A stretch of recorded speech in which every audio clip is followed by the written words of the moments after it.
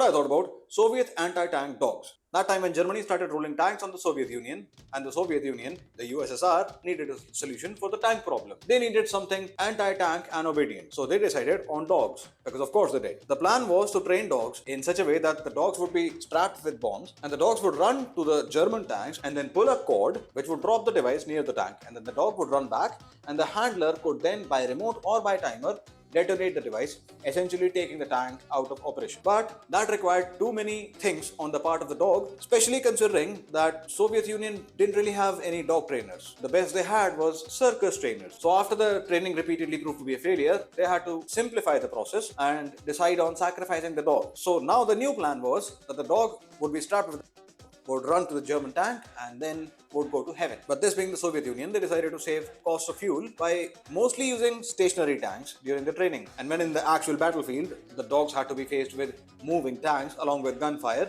they panicked and ran back to the trenches towards their handler, at which point the handlers had to shoot their own dogs, which made them not want to do that anymore. Another failure that happened because of the doggos being very good boys, the doggos would go to the German tank and wait for it to stop, at which point they would be shot by the Germans. There were even more problems. See, the Soviets had trained the dogs on Soviet tanks, which ran on diesel fuel. The German tanks ran on gasoline. They both smell a little different. And for dogs, which are animals that rely on their sense of smell, that was a key point. During the heat of battle, in order to seek safety, the dogs ran towards the Soviet tanks, seeking the same old comfort of the diesel engine. So technically, the anti-tank dog thing did work against the Soviets. Well, that's all about Soviet anti-tank dogs. Do like, share and subscribe. That's all for today.